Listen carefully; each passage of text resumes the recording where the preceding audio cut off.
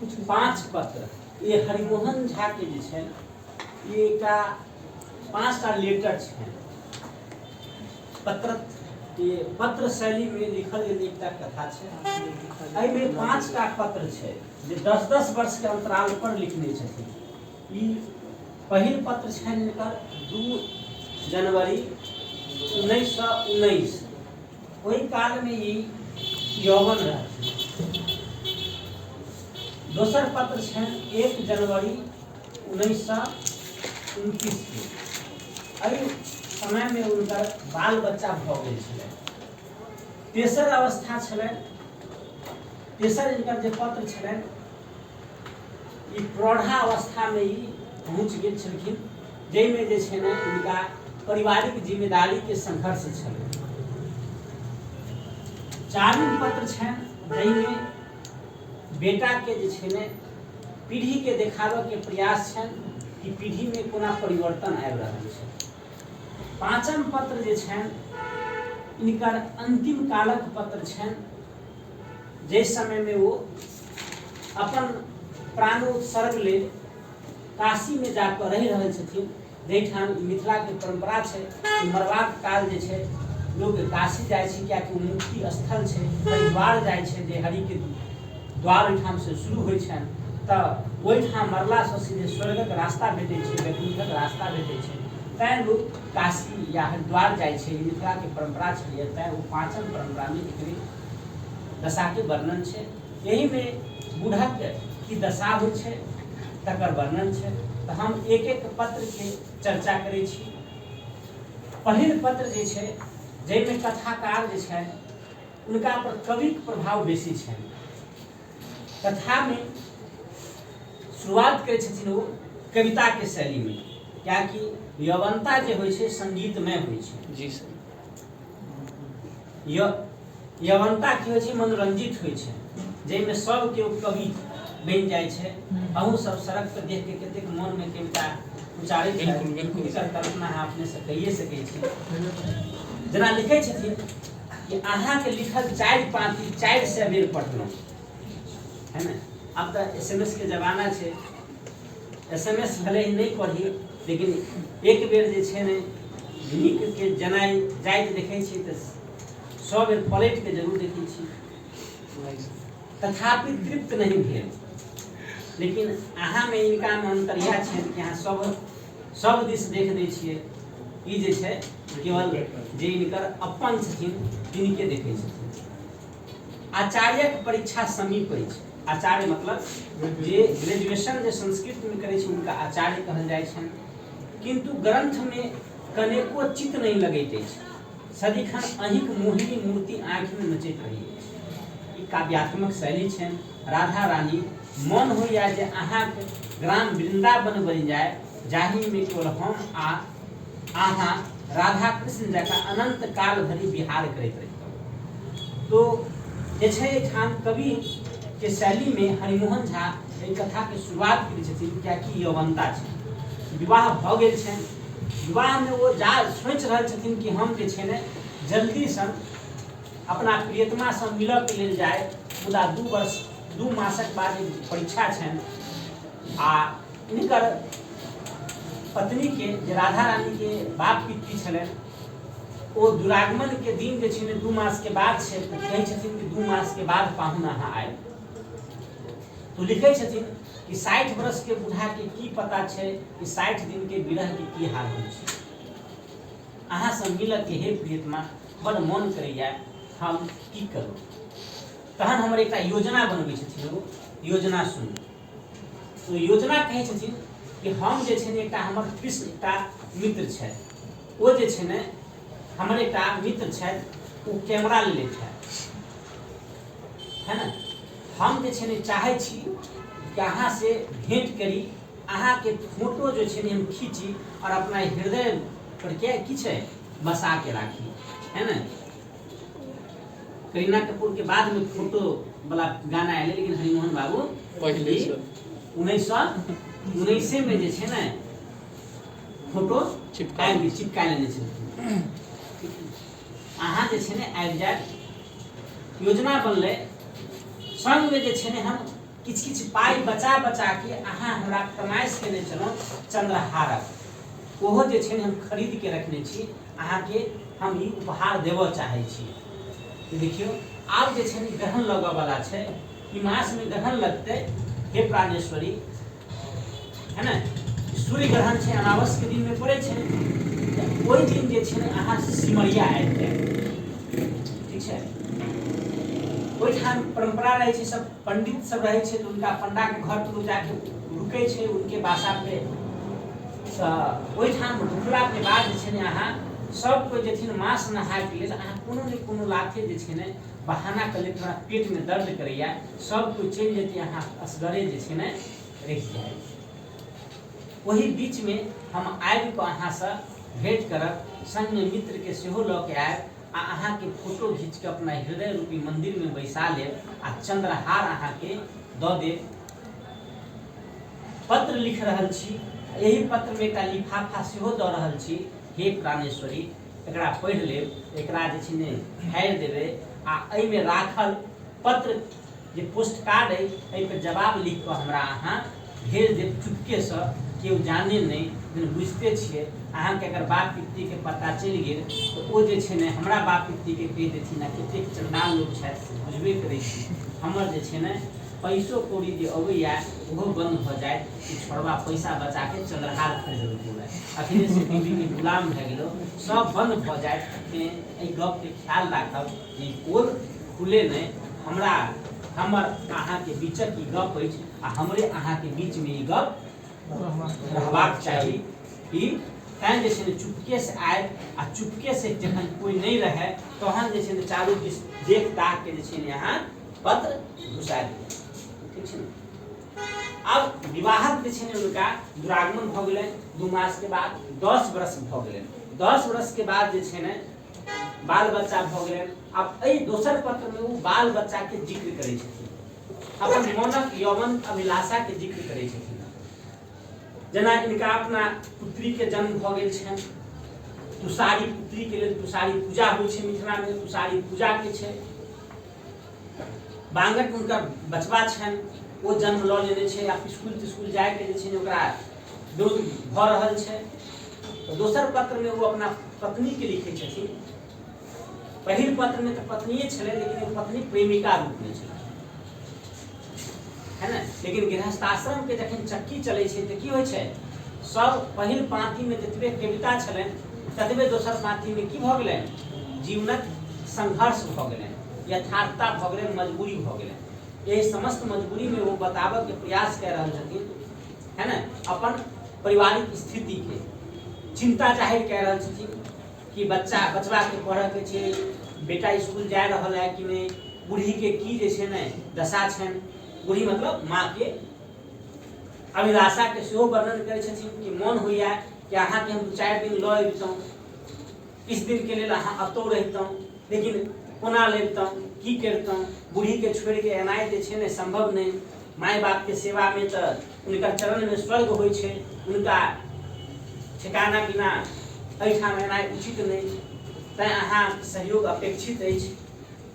हाँ, जखन जे छै ने बचिया किछु दिन बड़ हेतै, घर तर देबै लायक भ गेलै, तहन अहाँ किछु दिन लेल आबि सकै छी। आब जे छथिन ओ गाम से बाहर रहि रहल छथिन, कियाकि हथुआ संस्कृत विद्यालय में शिक्षक भ गेल छथिन, ओहि ठाम से ई पत्र लिख रहल छथिन, आ यह अपन मजबूरी बतेलखिन, अपन जे छै ने परिवार के प्रति जिम्मेवारी बतेलखिन। फिर 10 वर्ष के बाद जे छै ने एकटा फिर पत्र लिखै छथिन, एहि पत्र में जे छै आ बेटी के विवाह भ गेलै, उनकर माँ मरि गेल छथिन, मरि गेला के बाद जे श्राद्ध कर्म भेलै, ओहि श्राद्ध कर्म में की होइ छै, ओहि श्राद्ध कर्म में जे कर्जा बर्जा भ जाइ छै, जेना चंदा झा भी एहि सामाजिक फिजूल खर्ची पर बहुत किछु लिखने रहथिन कि फिजूल खर्ची के कारण की होइ छै, मिथिला में एकटा एहन रीति रिवाज छै कि अहाँ गरीबो छी, अहाँ किछो छी, तो श्राद्ध अहाँ के करहीटा पड़त, ओ धूमधाम से, भले कर्जा ल के करीब। आइयो जे छै ने जखन श्राद्ध के काज होइ छै तऽ चारू बगल से पूरे बैसार होइ छै, सब कोई ओकरा घेर लै छै, अहाँ के करहीटा पर पाइ नहीं, की होइ छै, खेत भरना ध दै, खेत बेचला, ओहि बीचे में ग्राहको तैयार भ जाय छै, खेत बेचबाके खोज करे छै, ई काज मिथिलेटा में होइ छै, है न। तऽ उनकर माँ मरि गेल रहन, श्राद्ध कर्म भेलै, श्राद्ध में किछु 500-700 टका कर्ज भ गेल छलै, ताहि पर ब्याज, ओहिके बाद बेटी के विवाहक चिंता, ओहिके बाद जे छै ने बेटा पढ़ि रहल छथिन, है न, बेटा के पढ़ला के उत्तर जे छै ने 50 टका जे छै ने फीस देबऽ के छै। एहिठाम कथाकार जखन 39 में लिखे छथिन, एहिठाम के सामाजिक और पारिवारिक संघर्ष के वर्णन कऽ रहल छथिन। कतौ कथा में ई नहि लिखलखिन कि बेटी के पढ़ाबऽ के लेल जिज्ञासु छथिन, है न। अखन धरि जे छै ने कथा में ई किछु उदासीन पाठ छै, जहिठाम अन्य जगह पर मिथिला में भी अन्य साहित्य में महिला शिक्षा पर पूर्ण बल देल जा रहल छलै, लेकिन एहि में जे छै ने ओ तेसर पत्र छै, मजबूरी दीनता के लऽ के एलखिन, बच्चा के पढ़ाबऽ के, बेटा के पढ़ाबऽ के लेल लऽ के अबै छथिन, लेकिन जे छै ने स्त्री चेतना के एहिठाम अभाव देख बुझि पड़ै छै।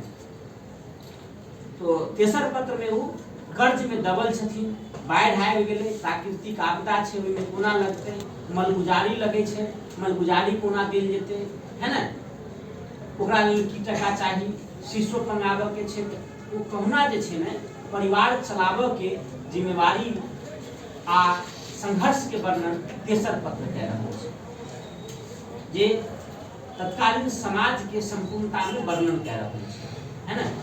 चारिम पत्र जे अबै छै, ओहिमे 10 साल के बाद फेर लिखे छथिन, ओहिमे इनकर पुत्र बांगट के विवाह भ जाइ छै, और विवाह के बाद जे छै ने वो अपन कन्या के लऽ कऽ कलकत्ता चलि जाइ छथिन, कियाकि 150 रुपया के उनका कलकत्ता में नौकरी लागि जाइ छै। तऽ एहिठाम बापक चिंता कतेको प्रकार से छै। एहि पत्र में पीढ़ी के बदलाव के सेहो देखाबऽ चाहि रहल छथिन, जेना दोसर पत्र में लिखने रहथिन कि बूढ़ी के छोड़ के जेनाइ असंभव अहाँ, है न। उनकर पत्नी और राधा रानी सेहो कहलखिन कि जे बूढ़ी के सेवा में जे छै ने तत्पर रहथिन, कतौ कोनो विद्रोह नहीं छलनि। मुदा बांगट के जहिना विवाह भेलै, 6 मास के अंदरे जे छै ने कन्या जे छै ने कलकत्ता जाए के लेल की भ गेलै, आतुर भ गेलखिन, और अपना पति के संग कलकत्ता चल गेलखिन, गांव घर के रीति रिवाज के सबके छोड़ छाड़ कऽ। बांगट बाबू सेहो समर्थन देलखिन और लऽ गेलखिन। एहि प्रकार के जे पीढ़ी बदलाव भेलै, पहिल दशा पीढ़ी के बदलाव के देखै छै। एहि पीढ़ी के बदलाव में जे छै ने बढ़ैत दहेज प्रथा के खामियां पर सेहो प्रकाश दै छथिन। कहै छथिन कि 1500 टका लऽ के हम उनका विवाह केलिए, 1500 टका नहीं लेलहुँ कि हम पाप केलहुँ, है न। 1959 ईस्वी में 1500 रुपया बहुत पैघ मनी छलै। तऽ कहि रहल छथिन कि 1500 रुपया में लेलहुँ, अर्थात अपना उकायद से नहीं, पैघ घर से लड़की लऽ के एलहुँ, ओकरे दंड भोगि रहल छी, है न। जेना अहाँ कलेक्टर बनि जाए, अहाँ के जे छै ने अहाँ की छी, निम्न स्तर पे छी, परिवार अहाँ के बाबूजी कहुना जोगाड़ कऽ के पढ़ा रहल छथि, खेत पथार बेच कऽ हर जोतै छथि या किछु करै छथि, अहाँ जे छै ने कलेक्टर बनि जेबै, पाइ लेबै आ कोनो मंत्री से विवाह कऽ लेबै, तऽ अहाँ के बाबूजी के की समझतै, नौकरे ने। हाँ, मान लिअ इएह भऽ रहल छै ने। पास केला के बाद जे छै बड़का बड़का लोग बेटी से विवाह केले छी, अपन उकायद के भूल के। अहाँ के पद के कारण, अहाँ के पति के कारण अहाँ के तो महत्व रहत, लेकिन अहाँ के अनदर जे हेतै रिलेशन वगैरह, ओकरा तो महत्व नहीं देते। वह कह रहल छथिन कि हम ई पाप केना कि हम पाइ लऽ के विवाह कर दिए, उच्च घर के बेटी चलि आयल। पहिने की होइ छलै, बड़े घर की बेटी, ओहिमे पैघ घर के बेटी होइ छलै। बड़े घर के बेटी मतलब खानदान रूप से बड़ा होइ छलै, खानदान जेकर बड़ा होइ छलै, सोच रूप से बड़ा होइ छलै। आइ काल्हि जे छै ने पैसा वाला के बेटी, पैघ घर के बेटी जे छै, जतबे पैसा होइ छै ओतबे स्वाभिमान के धरातल की होइ छै, कम भेल जाए, अथी सामाजिक स्वाभिमान के धरातल कम भेल जाइ छै, व्यक्तिगत स्वाभिमान के धरातल उच्च भेल जाइ छै। लोग व्यक्तिगत सुख पर ज्यादा ध्यान दै छै। वह व्यक्तिगत सुख के जे छै ने कारण उनकर कन्या चलि गेलखिन, है ना। वो अपना पत्नी के मजबूरी बता रहे छथिन कि की करबै। और संस्कृत में जे कहावत है, पुत्रो जायते क्वचित दपि कुमाता न भवती, पत्नी के समझाबै छथिन की करबै। पुत्र कखनो पुत्र भए सकै छै, माता कखनो कुमाता नहीं बनै छै, तऽ की करबै।